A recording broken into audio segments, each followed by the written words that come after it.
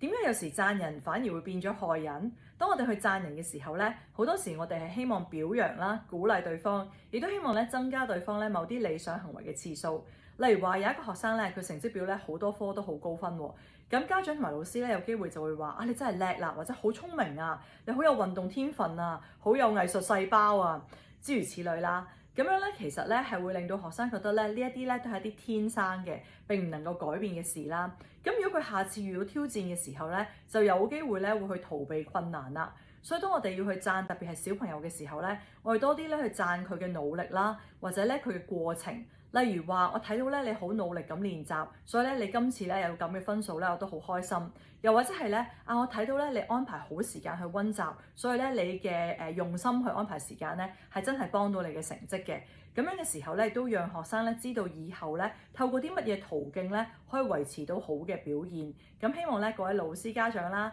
同埋我哋自己喺日常生活裏面咧，都能夠更加關注點樣去咧給予讚賞。